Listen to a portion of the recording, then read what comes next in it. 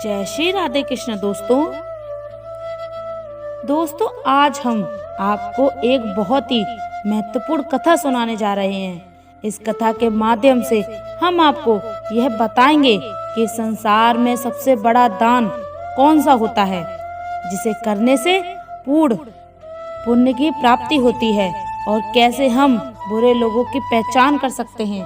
दोस्तों इस कथा के माध्यम से आप जानेंगे कि बुरे लोगों की पहचान कैसे की जा सकती है। तो कृपया आप इस कथा को शुरू से अंत तक ध्यान से सुनिए, क्योंकि अधूरा ज्ञान मानव जीवन में अनेक कठिनाइयों का कारण बन सकता है।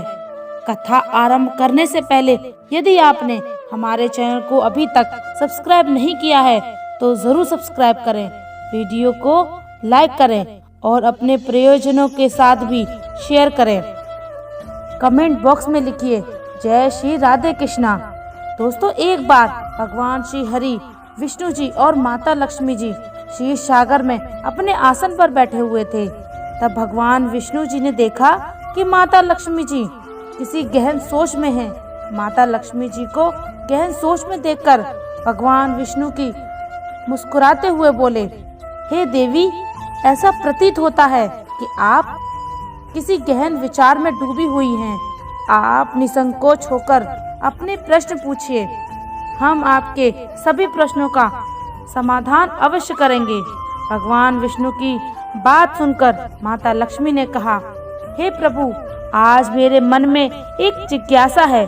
मैं ये जानना चाहती हूँ कि संसार में सबसे बड़ा दान कौन सा होता है, जिससे पूर्ण पुण्य की प्राप्ति होती है और बुरे लोगों की पहचान कैसे की जा सकती है। मनुष्य इन लोगों को कैसे पहचान सकते हैं। तब भगवान विष्णु जी माता लक्ष्मी से कहते हैं, हे देवी, आपने सचमुच मानव जाति के कल्याण हेतु अति महत्वपूर्ण प्रश्न पूछे हैं। यह प्रश्न मनुष्य के जीवन में अत्यंत मूल्यवान है, इसलिए मैं आपको आपके इन प्रश्नों के उत्तर एक महत्वपूर्ण कथा के माध्यम से दूंगा। लेकिन आपको इस कथा को शुरू से लेकर अंत तक ध्यान पूर्वक सुनना होगा। तब माता लक्ष्मी जी ने उत्तर दिया, हे प्रभु, मैं आपको वचन देती हूँ कि इस कथा को मैं पूरी श्रद्धा से सुनूंगी और इस कथा का प्रचार समस्त देवलोक में करूंगी। दोस्तों भगवान श्री हरि विष्णु जी देवी लक्ष्मी से कहते हैं, हे देवी, एक समय की बात है। किसी नगर में एक राजा राज्य करता था। वह राजा बहुत ही बलशाली, वीर और अत्यंत ही बुद्धिमान था। इसके साथ ही वह धर्मपरायण और दयालु भी था। उस राजा की रानी भी संस्कारी और अत्यंत धार्मिक स्वभाव की थी। दोनों पति पत्नी भगवान भोलेनाथ के परम भक्त थे। वे दोनों प्रतिदिन शिव जी के मंदिर में जाकर उनकी पूजा अर्चना किया करते थे। यह उनको प्रतिदिन का नियम था। वह राजा अपने राज्य को धर्म पूर्वक चला रहा था। उसके राज्य में कोई भी व्यक्ति दुखी नहीं रहता था, बल्कि सारी प्रजा सुख और वैभव से संपन्न रहती थी। इसलिए पूरे नगर में हर तरफ खुशियां ही खुशियां बिखरी रहती थीं। वहां के जानवर भी एक दूसरे को कोई हानि नहीं पहुंचाते थे। यहाँ तक कि एक ही नदी में शेर और बकरी शांति पूर्वक पानी पीते थे। ऐसे ही दिन बीत रहे थे। राजा की उम्र ढलती जा रही थी और उनके विवाह के भी कोई वर्ष बीत चुके थे, लेकिन उस राजा को कोई संतान नहीं थी। हालांकि राजा इस बात को लेकर अधिक चिंता नहीं करते थे। वह निश्चित होकर अपनी प्रजा के सुख दुख का ध्यान रखते थे और प्रजा भी उसे अत्यधिक प्रेम और सम्मान देती थी। एक दिन की बात है, वह राजा हर रोज की तरह अपनी पत्नी के साथ भगवान शिव जी के मंदिर की ओर जा रहे थे। तभी अचानक उसने देखा कि सामने वाले घर में एक स्त्री झाड़ू लगा रही है। राजा और रानी जब उस स्त्री के घर के पास से गुजरे तो वह स्त्री उन्हें देखते ही अपना मुंह फेर लेती है और तेजी से घर के अंदर चली जाती है। उस स्त्री का ऐसा व्यवहार देखकर राजा और रानी को बिल्कुल भी अच्छा नहीं लगा।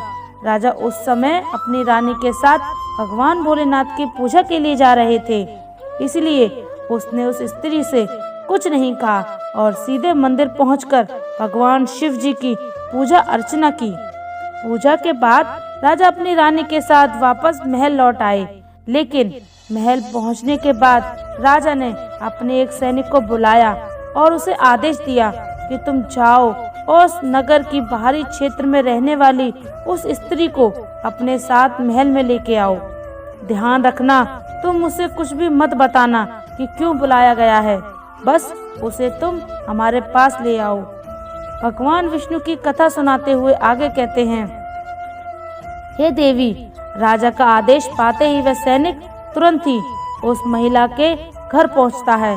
उस महिला का पति भी घर पर नहीं था।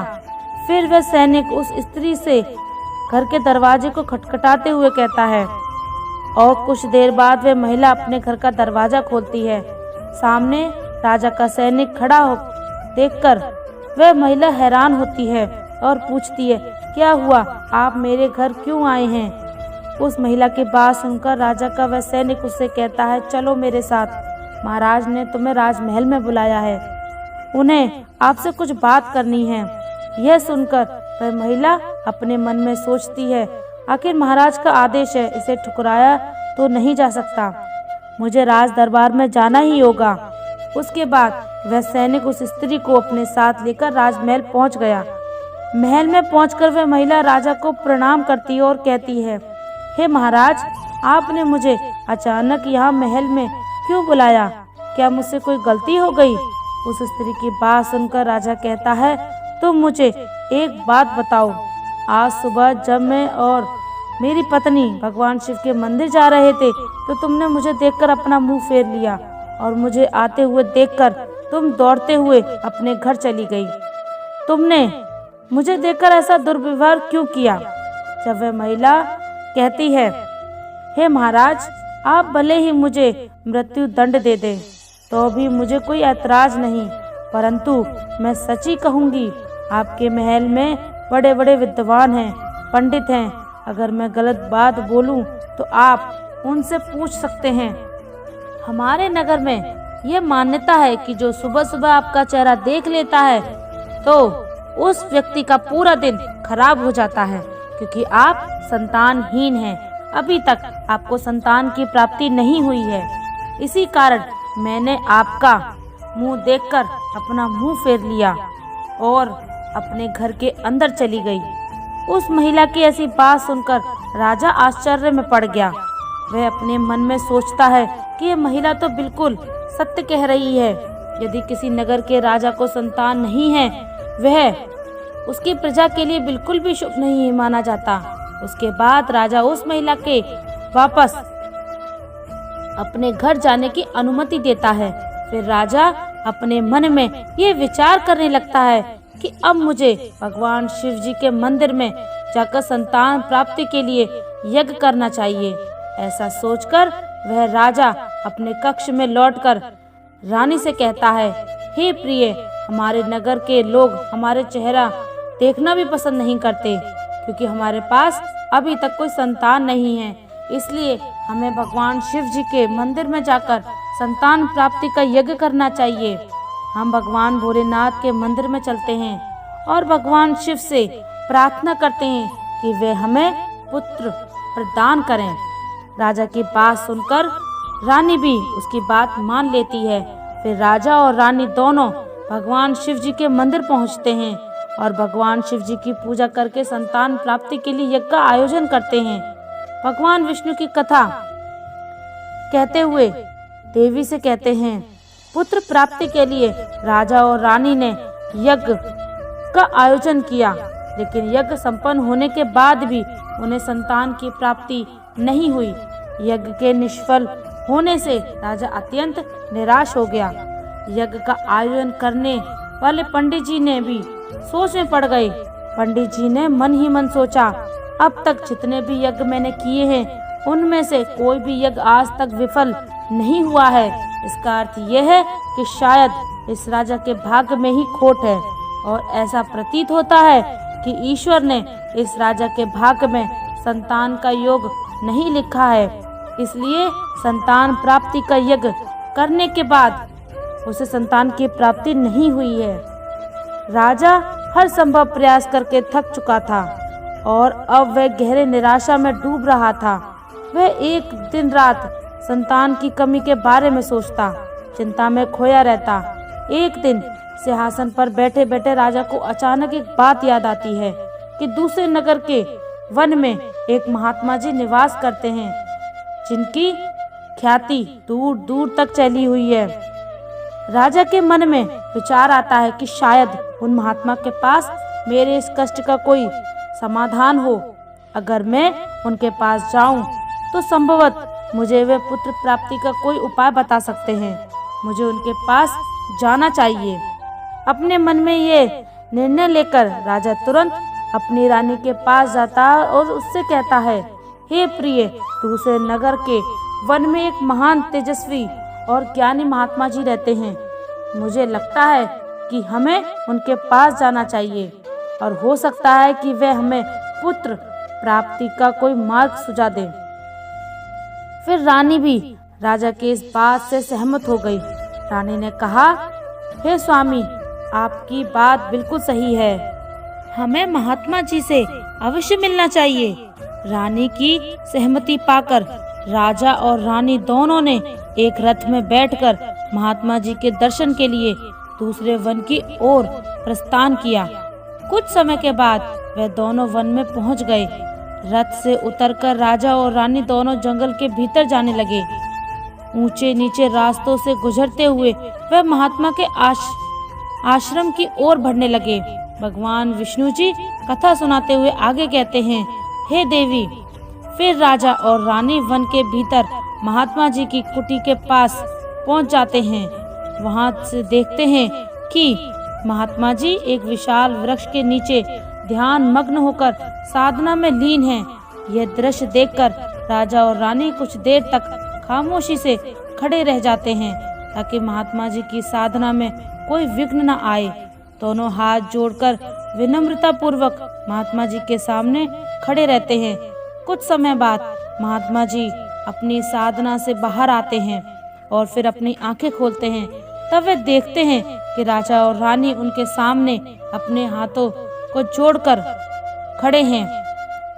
वह महात्मा जी उस राजा को अच्छी तरह से जानते भी थे, इसलिए वे राजा को देखते ही पहचान लेते हैं और राजा से मुस्कुराते हुए कहते हैं, हे राजन, आज आप यूं अचानक से हमारे पास किस प्रयोजन से पधारे हैं? तब राजा ने नम्रता से कहा, महात्मा जी को प्रणाम किया और अपनी व्यथा महात्मा जी को कह सुनाई। उसने बताया कि कैसे उन्होंने पुत्र प्राप्ति के लिए यज्ञ किया, परंतु सभी व्यर्थ गए। यह सब सुनने के बाद महात्मा जी कुछ क्षणों के लिए मौन हो गए और अपनी आंखें बंद कर ली। वह ध्यानंत होकर राजा के जीवन की घटनाओं का आंतरिक दृष्टि से अवलोकन करने लगे। कुछ समय बाद महात्मा जी ने अपनी आंखें खोली और गंभीर स्वर में बोले, राजन, मैंने आपके जीवन का एक ऐसा सत्य देखा है जिसे सुनकर आपको कष्ट हो सकता है। आपके पिछले जन्म में किए गए एक पाप का फल इस जन्म में आपके भार पर पड़ा है।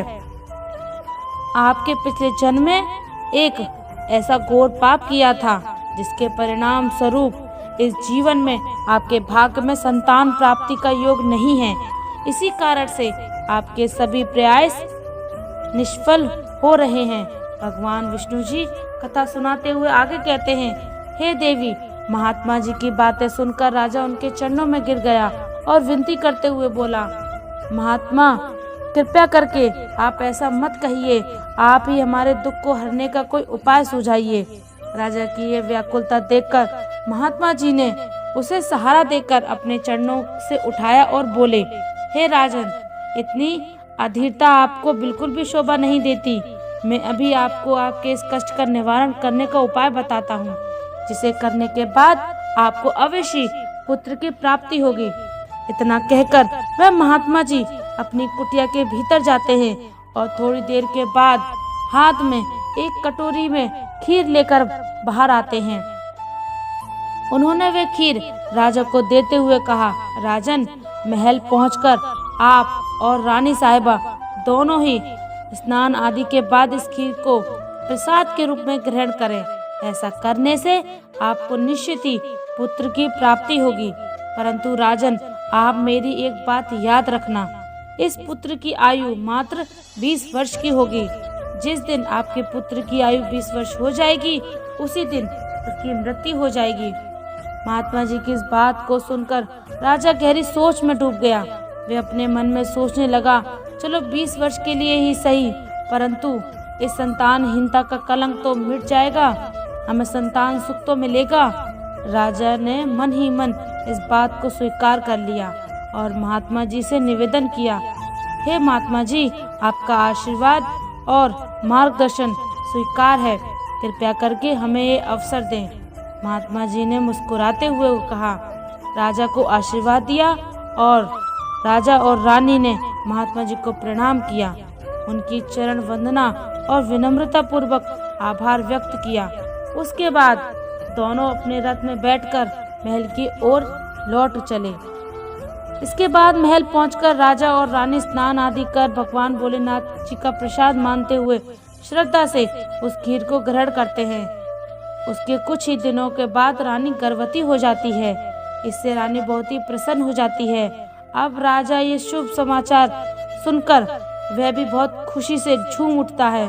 संतान प्राप्ति का ये सुखद समाचार सुनने के बाद राजा ने महात्मा जी के प्रति अपनी कृतज्ञता प्रकट करने का निश्चय किया।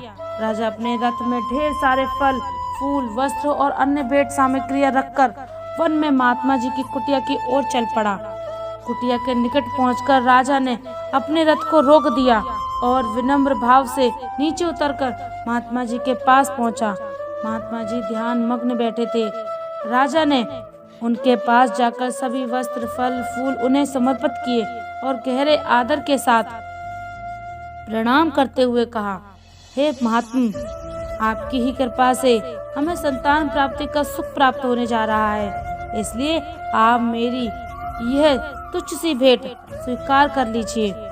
महात्मा जी राजा की विनम्रता और कृतज्ञता से अत्यंत प्रसन्न हुए। उन्होंने राजा की भेंट को स्वीकार कर उसे आशीर्वाद दिया और कहा, राजन, तुम्हारी भक्ति और संकल्प ने ही तुम्हारे जीवन को फलवश और वह अनमोल है। जाओ, तुम्हारी संतान गुणवान और धर्मनिष्ठ हो।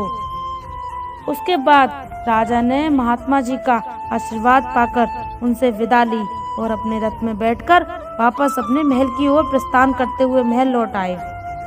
राजा बहुत ही खुशियां मनाता भगवान विष्णु जी की कथा सुनाते हुए आगे कहते हैं, हे देवी, ऐसी ही दिन रहे थे, आखिरकार वह शुभ दिन आ ही गया। राजा के यहाँ एक पुत्र का जन्म हुआ। पुत्र के जन्म से वह जैसे महल में खुशियां की बहार बहने लगी। राजा ने पुत्र प्राप्ति की खुशी में पूरे नगर में उत्सव का आयोजन किया। महल को फूलों और रंग बिरंगी चीजों से सजाया। राजा अपने स्नेह में इतना डूब गया कि यह महत्वपूर्ण बात भी भूल बैठा कि उसके पुत्र की आयु मात्र 20 वर्ष की है। भगवान विष्णु जी कथा सुनाते हुए आगे कहते हैं, हे देवी, फिर एक दिन जब उस राजा को यह बात याद आती है तो उसके पुत्र वर की आयु मात्र 20 वर्ष की ही है। इसलिए जब राजा के पुत्र शौरवीर की आयु 15 वर्ष की होती है, तब वह राजा दिन रात पुत्र के भविष्य को लेकर व्याकुल रहने लगा। इस बीच एक अन्य नगर में एक महापराक्रमी राजा का राज्य था। उस राजा की एकमात्र पुत्री थी जो अपनी सुंदरता और दयालुता के लिए प्रसिद्ध थी। वह देखने में ऐसी लगती थी मानो स्वर्ग की अप्सरा स्वयं धरती पर उतर आई हो। वह बहुत ही दानी स्वभाव की थी, क्योंकि उसने अपने माता पिता से धर्म और संस्कारों की शिक्षा ली थी। इसलिए उसका हृदय करुणा और उदारता से भरा हुआ था। वह प्रतिदिन सुबह उठकर पक्षियों को दाना डालती और अपने द्वार पर आने वाले साधु संतों भिक्षुओं को सदा ही आदर से भोजन कराती। कोई भी भूखा उसके द्वार से खाली हाथ नहीं लौटता था। ऐसे ही दिन बीत रहे थे। उस राजा की पुत्री भी अपने गुणों के साथ बड़ी हो रही थी। एक दिन जब शौरवीर के पिता को ये बात पता चली कि दूसरे नगर में एक धीरवीर और पराक्रमी राजा राज्य करता है, जिसकी पुत्री घोड़ों की खान, साथ ही वह अत्यंत सुंदर भी है। तो राजा ने अपने मन में सोचा कि ऐसी धर्मात्मा और तेजस्वी कन्या के साथ अपने पुत्र का विवाह करना उचित रहेगा। मुझे इसी प्रकार की कन्या की तलाश थी, जिसके साथ मैं अपने पुत्र का विवाह कर सकूं और हमारी वंश परंपरा को आगे बढ़ाएं। इस विचार के साथ ही राजा ने अपने मन में निर्णय किया कि वह उस राजा से प्रस्ताव रखेगा, जिससे वह अपने पुत्र का विवाह उस सुंदर और धार्मिक कन्या के साथ कर सके। फिर राजा ने अपने पुत्र का विवाह प्रस्ताव संदेश वाहक के माध्यम से दूसरे नगर के राजा तक पहुंचाया। जब दूसरे नगर के राजा ने यह प्रस्ताव सुना तो उसने अपने मन में विचार किया कि चलो, अब मुझे अपनी पुत्री का विवाह कर देना चाहिए। और मैंने सुना है कि इस पुत्र की आयु मात्र 20 वर्ष की ही है। इस राजा का पुत्र बहुत ही योग्य, पराक्रमी और धर्मपरायण है। भले ही उसकी आयु का भविष्य अनिश्चित हो, इसलिए अगर उसके यहाँ कोई पुत्र पैदा हो गया तो उसका वंश आगे बढ़ता चला जाएगा। इससे पुत्री भी अपनी संतान के साथ सुखी रहेगी। इस विचारों को मन में संयोए उस राजा ने शौर्यवीर के विवाह प्रस्ताव को सहर्ष स्वीकार कर लिया। कुछ ही दिनों के भीतर शुभ मुहूर्त में उसका विवाह हो चुका था। वह राजकुमार और राजकुमारी न केवल सुंदर थी, बल्कि बहुत ही दयालु और स्वभाव की थी। उसने अपने बचपन से ही यह नियम अपनाया था कि जब तक वह किसी भूखे या असहाय प्राणी को भोजन नहीं करवाती, तब तक वह स्वयं भोजन ग्रहण नहीं करती। उसके माता पिता ने उसे सेवा और दान की भावना सिखाई थी और उसे अपने जीवन का अटूट हिस्सा बना लिया था। विवाह के पश्चात राजकुमारी का यह नियम उसके ससुराल में भी जारी रहा। हर सुबह वह महल के द्वार पर जाकर जरूरतमंद लोगों को भोजन करवाती और अपने हाथों से उन्हें अन्न दान करती। उसकी यह दया भावना देखकर महल के सभी लोग उसका बहुत सम्मान करने लगे थे। जैसे जैसे शौर्यवीर की आयु 20 वर्ष की ओर बढ़ती जा रही थी, राजा और रानी के दिल की धड़कनें तेज हो जाती। अपने पुत्र के प्रति उनका प्रेम और मोह इतना अधिक था कि वे चाहकर भी इस चिंता से मुक्त नहीं हो पाते थे। फिर जब शौर्यवीर के जीवन के मात्र 3 दिन शेष रह जाते हैं, राजा और रानी का दिल भारी हो जाता है। राजा बार बार अपने मन में सोचने लगा कि अब मैं क्या करूं? मेरा पुत्र 3 दिन बाद मुझसे हमेशा के लिए दूर हो जाएगा। क्या कोई ऐसा उपाय नहीं है जिससे मैं उसे बचा सकूं? रानी भी इस दुख से भरी थी और हर पल अपने पुत्र के जीवन की कल्पना करती रहती थी। इसलिए उनके पुत्र मोह ने उन्हें बीमार और कमजोर बना दिया था। दोनों इतने दुखी थे कि अब उन्होंने भोजन करना भी छोड़ दिया था, परंतु अपनी पीड़ा को उन्होंने किसी के सामने प्रकट नहीं किया। वह नहीं चाहते थे कि महल के लोग उनके पुत्र की मृत्यु की बात सुनकर दुखी हों और चिंता में पड़ जाएं। फिर वह आखिरी दिन भी आ पहुंचा, जिस दिन उसकी आयु पूरी होनी थी, उसकी मृत्यु होनी थी। फिर उस दिन जैसे ही सुबह हुई, राजा और रानी अपनी चिंता और दुख से व्याकुल होकर भगवान भोलेनाथ के मंदिर में बैठकर उनकी पूजा अर्चना में लग गए। वह दोनों भगवान भोलेनाथ से प्रार्थना करते हुए कहने लगे, हे प्रभु, आप कृपया करके हमें पुत्र की मृत्यु होने के दुख से सहन करने की शक्ति दीजिए। हम जानते हैं कि जो भी किसी के भाग्य में लिखा होता है उसे कोई नहीं बदल सकता, वह होकर ही रहता है, परंतु हमारे लिए ये समय बहुत ही कठिन है। उधर राजकुमार की पत्नी अपने दैनिक धर्म कर्म के कामों में लगी हुई थी।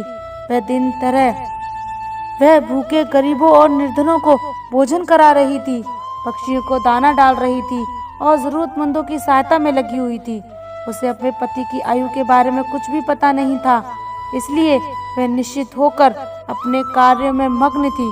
इसी बीच यमलोक में धर्मराज जी ने देखा कि आज राजकुमार की मृत्यु का दिन है, तो उन्होंने तुरंत ही अपने 2 प्रमुख इसके बाद वे देवदूत यमराज के उन दूतों से कहते हैं, हे यमदूत, तुम इस राजकुमार के प्राण नहीं ले जा सकते। जिस प्रकार श्राप असर दिखा सकता है, उसी प्रकार आशीर्वाद भी फलित हो सकता है।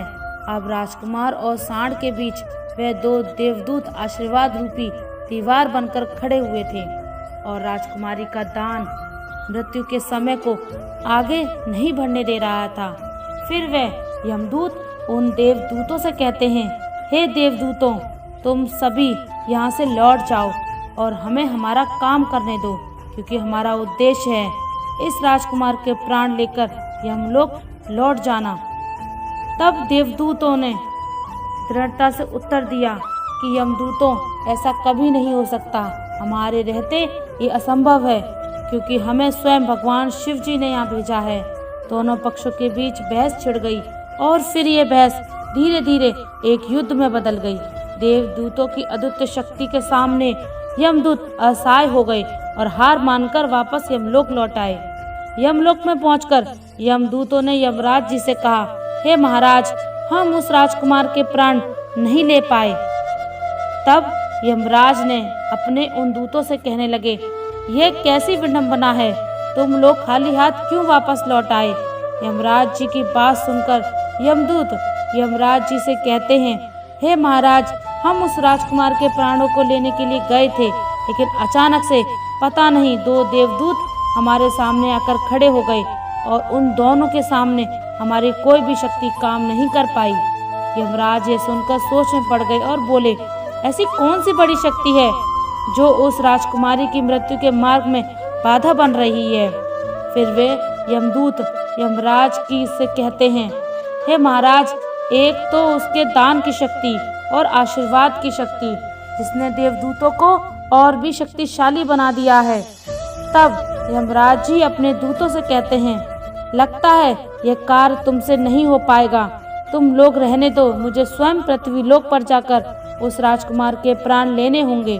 भगवान विष्णु जी कथा सुनाते हुए आगे कहते हैं, हे देवी, फिर अपने दूतों से इतना कहकर यमराज जी स्वयं पृथ्वीलोक पर पहुंच जाते हैं और उस राजा के महल के बीचों बीच खड़े हो जाते हैं।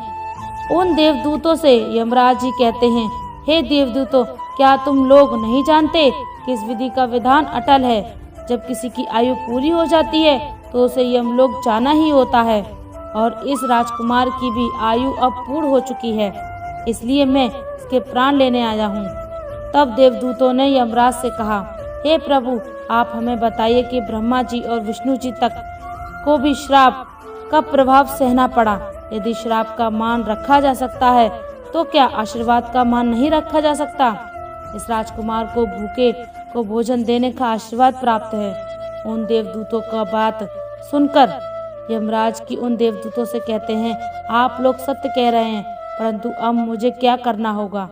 तब देवदूत यमराज से कहते हैं, हे प्रभु, आप इस राजकुमार की आयु 100 वर्ष कर दीजिए, इसके बाद ही आप इस राजकुमार के प्राण लेने के लिए पधारें। और यही भगवान शिव जी का भी आदेश है। उन देवदूतों की बात सुनकर यमराज जी ने राजकुमार की आयु 100 वर्ष कर दी और वापस यमलोक लौट आए। भगवान विष्णु जी कहते हैं, हे देवी, इस प्रकार एक भूखे को भोजन देने के पुण्य के कारण उस राजकुमार की मृत्यु टल गई और उसकी आयु भी बढ़ गई। इसी कारण कहा जाता है कि अन्न का दान सबसे बड़ा दान है। किसी भूखे को दिया गया अन्न अश्वमेध यज्ञ के फल के बराबर होता है। भगवान विष्णु जी माता लक्ष्मी से कहते हैं, हे देवी, अब तो आपके सभी प्रश्नों के उत्तर आपको मिल गए होंगे।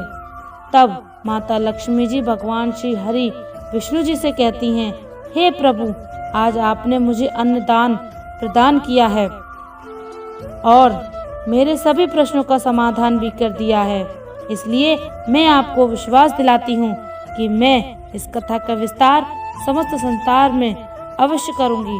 तो दोस्तों, आशा है इस कथा को आपने ज़रूर पसंद किया होगा। अगर आपको ये कथा अच्छी लगी हो तो वीडियो को लाइक और चैनल को सब्सक्राइब अवश्य करें। इस वीडियो को अपने दोस्तों के साथ भी शेयर करें।